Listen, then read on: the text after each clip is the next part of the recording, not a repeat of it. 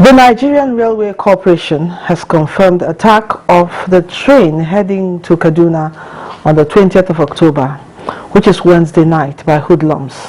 The train was attacked at 8 p.m. at kilometer 148 between Rijana and Dutse, blowing up some sections of the track and targeting parts of the train. Though no life was lost, some of the drivers sustained injuries. In addition, technically damaging one of the country's major rail infrastructure. A backup train was dispatched around 12:15 a.m. this morning to get passengers safely to Kaduna. Meanwhile, train operations have been temporarily put on hold to enable investigation of the incident. Ironically, this is coming at a time when the nation is beginning to harness the economic benefits of rail services. What is responsible for the wanton destruction of critical infrastructure by hoodlums? How can this unpatriotic act be stopped? Welcome to Nigeria Today. I am Lydia Odidiochi.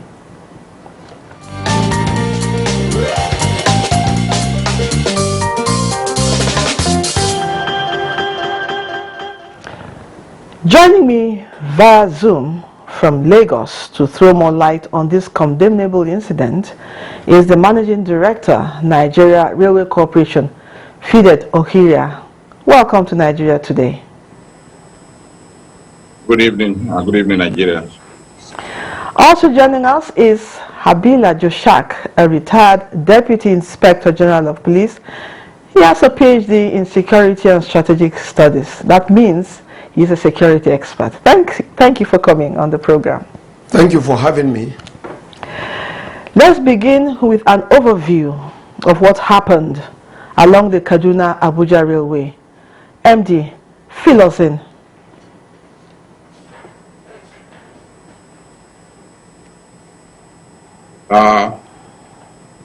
Around this time yesterday evening, when I heard the news that the train that left Abuja to Rigasa Station, Kaduna, had not the next station, Rijana, no news I've heard of the train at the time that it's supposed to arrive there. And the communication, they had been to get them, they were not able to get them. It took some time before we could locate, and eventually we learned what happened. That ABUJA reported that the locomotive failed, and that they require another loco to relieve the locomotive that failed. I think the driver or the crew were trying to manage the information. Eventually, we got them, and they said they had a loud sound, and they had something like, they also had some gunshots. But at this point, I would say the driver was courageous enough that after the sound, he continued moving. He moved for some time before he stopped, because the train cannot stop immediately. And that was a good thing that happened. Otherwise, maybe we would have seen a different thing. So, however, we sent another locomotive to relieve with some security men, and they were able to get to Kaduna around after 1 this morning. We are determined to continue operation. This morning we ran from Kaduna to Abuja in a bid to bring the locomotive for proper inspection at the workshop. Okay, sir. We said. Thank you for that overview. Now, the social media has been awash with the visuals of what happened, the damage to train and all that. Now tell us, what is the magnitude and implications of this attack? You see, the rail, you see, in a rail route, you have two lengths of the track.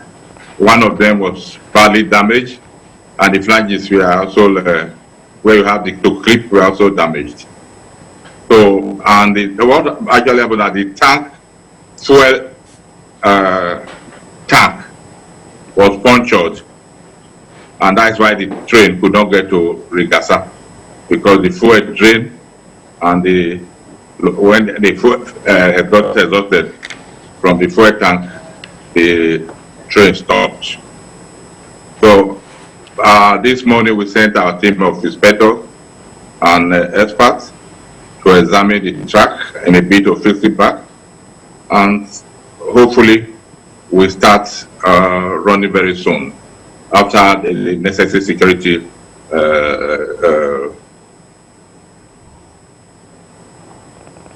Okay, let me go to our guest in the studio. Sir, the theft and destruction of rail lines and sleepers is becoming quite rampant.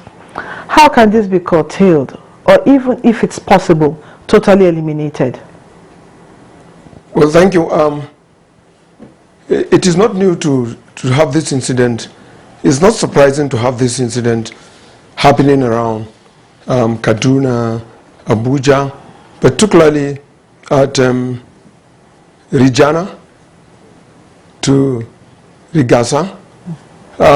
You will agree with me that there's a lot of criminality. There has been a lot of criminality in the past on this particular axis, and there are a lot of activities that I could see that it has to do with people coming from all over the country to cut off trees and then burn them and make them into charcoal. We've had opportunities to interact with them, particularly at Rijana, where it is said that a lot of people that are found there are also people you can really not decipher, because some of those that have finished their prison service and are set free usually come to that area. So what we need to do is, I think it's high time now for the transportation section of the country, who have done something marvelous and excellently, to have an opportunity once more for a train to run from ABUJA to Kaduna. But we need to go beyond this now that we've seen this. Thank God that no life lost. We need to have train marshal. This train marshal are supposed to also be put in the various train, whether it is cargo or locomotive or the passenger train. Okay. We also need to create a site, roads that will be mobile for people to use, small means of transportation like the motorcycle, like the bicycle, to constantly patrol that area and call to action any observation that has to do with some people who are loitering and hanging around rail stations, so that we will prevent that. If we have the opportunity to be able to have an opportunity of patrolling sides and sideways of the rail, and it's possible to do so, and particularly the flash points, and then also to include the community to also be part of the people that would want to put an eye in some of these flash points where these things are happening. Because in the past, we have the incident of Kaduna people complaining that they do not have the joy, they do not have the possibility, they are not, they don't have opportunity to join this train, because the train stations from here to Kaduna, that most of the stations are for administrative purposes, where drivers exchange, but maybe there are no sufficient stations where the Kaduna people, whether coming to Abuja or going to Kaduna, have opportunity to join this train. That we've seen while we were trying to keep peace in Kaduna. Okay. Yes, I'm still staying with you, ABUJA. The federal government has spent billions on this sector to put things in place to revive the transportation sector, especially the rail line. Now, securing this critical infrastructure is a challenge. How can greater security synergy be fostered? Yes, The railway is one of the things that have really made this country proud. People never knew that we would come back to the railway transportation, and it's been responsible for a lot of cross-fertilization of trade and other activities between Kaduna and the Federal Capital Territory. Therefore, it's a baby that must be allowed to run. Having said that, it is very important that the security of the train and the passengers be considered. I think the minister had once time asked for police who were met train marshal. And I think also that we need to go beyond that by also making it possible to create roads, to create track roads where there will be constant patrol. Because most of the places, whether you are in Katari has a link. There's a road that is more travel from Katari to Niger in Sarkimpaa. And each time we go in for observation patrol and combat of crime and criminality, we find out that a lot of the people that come to the main road, to come to the express Kaduna, ABUJA in Katari, is from Sarkimpaa in Kaduna, in Niger. And so also Regina. Regina, we've also observed, they were cooperative. They were cooperating when we were there because they also will say that they have a lot of criminals.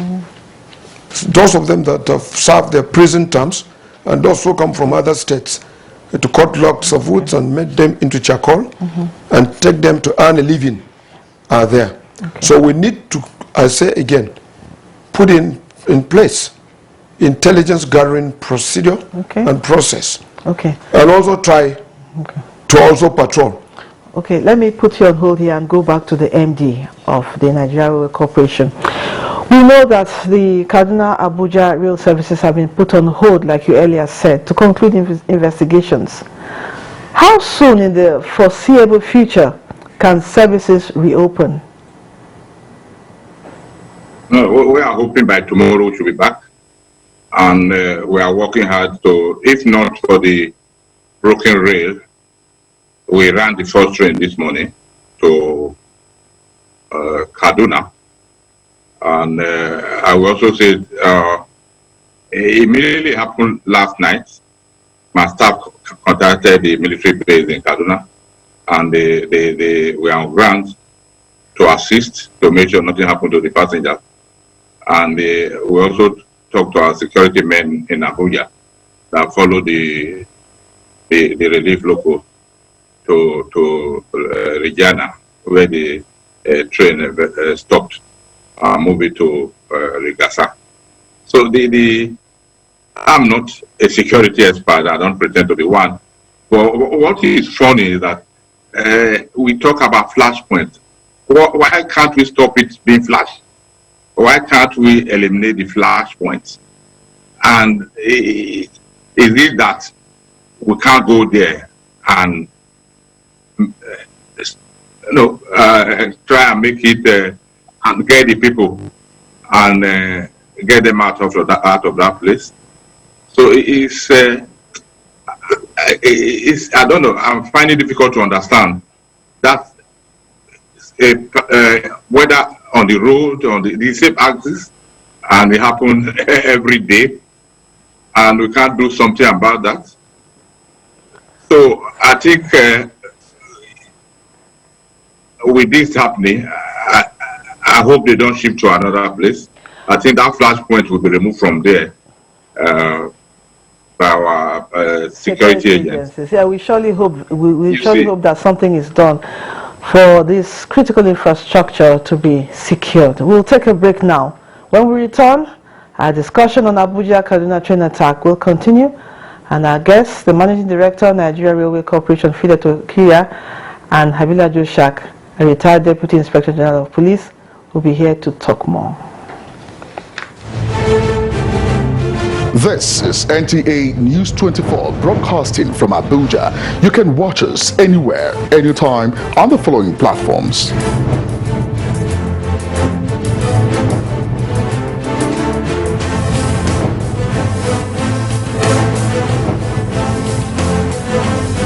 For more information, log on to our website www.nta.ng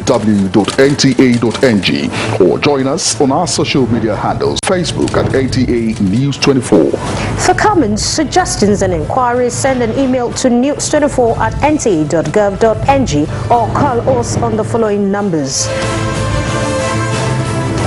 NTA News 24, news and more news. Welcome back. We are on Nigeria Today and we're talking about the Kaduna-Abuja train attack. Now let me come to the security expert. How do we ensure that these kind of attacks don't occur at other parts of the country? Well, you may not be able to completely say that you will eliminate crime and criminality, because they often occur when others have even surrounded, new ones crop up, etc. But we can put a template on the ground, and then get the security agencies together, and then go for a think tank. And like I said, it's nothing far-fetched from the fact that we need to identify these flashpoints, and these flashpoints, there are ways we can do to ensure that they no longer become flashpoints. And in doing that, even before you ask for the cooperation of the communities, you need to ensure that there are presence of security around, so that the response time will be short, so that distance between where they are and where such incidents occurred will also be short, because it's not just everywhere that these criminals find it easily. You know, railway transport system in this country has been responsible for a lot of growth in the economy and movement of persons. It's a social service, I believe so, and I think also that it must be defended. I have the confidence that the Nigerian police, leading with other security agencies, can find a solution that will be lasting to ensure that trains are not attacked or trains are not being stoned. It is something that can be done, and it is also very, very possible. We look forward to that. Now, let me go back to the MD. I remember the first time I took a train ride from Abuja to Kaduna. I remember feeling so proud that we had such an infrastructure, such a means of transport in Nigeria. I honestly thought I was outside the country. Now, with this recent occurrence, how can we deal with the fear and customer apathy right now? At least what will give them that confidence that at least nothing happened to any of the passengers, because and we will at least try to ensure that we monitor the track more of we will monitor now, but more frequent. Because don't forget that train that was returning coming from Abuja, a train also left Kaduna at exactly the same time, and it was not quite, I don't think it was up to within 1 hour that train passed at the same point that the sort of train came from. You know, we have increased our frequency, and we have what we call the rail bus that the police use to patrol the track. But with my discussion this morning, we are seeing how we are going to maybe deploy some vehicle to patrol this by the side. You see, all these things are going to cost money, and by the time you put the military, and I know sometimes the Air Force used to use their plane to also run on the track. But I think sometimes we have to maybe fall back on technology, and so that I think we have from a technology, maybe from a distance, you can dictate any something plans on the track. so that the train driver can stop. I'm still wondering how it's been done in developed world. I know if this was Europe and America, they will still track down the culprit. It's just a matter of playing back what has been recorded on the satellite. And they, how did they know about, how did they follow up 9/11 that we start watching on the CNN? And this thing that happened in the US, the cross-country race, that boy that was having his back at the back, they tracked him to his house, and they even know when he left his house to come and detonate the bomb. So I think these are the things I pray that our security department should resort to, because nothing on earth, nothing, even in my room, I know it's being recorded. And if something bad happened, and we pray nothing bad happened there, if you want to get the playback, you can get the playback. I still believe you want to get the playback of what happened yesterday evening, and we spend money to get it from the right source. We see them when they were putting the explosive and putting the stone, hoping that the explosive will blow up the stone and derail the train. So I think now knowing that, we just pray that that place, not that we don't have a little information about that particular spot, because my staff living there used to complain that sometime in the night they used to come and threaten them to off the light, off the generator, this, that, and we report all this into security agents. So the right truth to this, that when it happens, we should clear them and restore peace. Okay. Now, like I said earlier, we will try and let people not give up hope, because what they are trying to do is to stop us, but we are not going to stop. We will improve on security. They cannot enter the train and do anything, because we have enough security, policemen, SSS, and security, that is, and NSCDC, National Security and Civil Defense Corps, inside the train. It's okay. Now, so isolating like this, we pray that it don't happen again, and we put intensify our efforts to patrol the track more often. Mr. Joshak would like to hear your reaction to what he just said, talking about deploying technology to assist in securing this infrastructure, like it's done in the Western world. Yes, deploying technology is quite okay, but we still need the human aspect of it. Like I said, I think Nigerians should not get worried. Well, it's a big concern, but from what has happened in the past, and from the assessment of the security agencies, particularly the police, we don't even need to deploy military for this. I believe that if the Nigerian police are given a go-ahead, we already have men that we had trained that could rappel from helicopter to attack criminals on ground. We've done that, and the Nigerian police have the helicopter that has loudspeaker that can warn those found around areas where they're not supposed to be, particularly the railway. After the warning, if they don't move, the police have the capacity to rappel, and they will rappel and engage them. And so I believe that with the facilities it put together, the Nigerian police have no excuse. And I believe they will be able to tackle that. This is not something that will be very worried. It's part of the criminality that is happening in Kaduna. Yes, we all look forward to a secure transport system, be it rail, air, whatever, road. And we know that those days are close. Thank you for coming on the program. That's it on Nigeria Today. We cannot go without saying thank you to our guests, the Managing Director, Nigeria Railway Corporation, Fidet Okiria, and Habila Joshak, a retired Deputy Inspector General of Police who has a PhD in Security and Strategic Studies. We thank you both for your insights. We also thank you, our viewers, for always keeping a date with us. Don't forget, Nigeria Today is on weekdays at 7:30 in the evening. You can watch this on www.youtube.com/NTA News 24 Hub. Thank you for watching. Good evening. I am Lydia Odidiochi. Goodbye.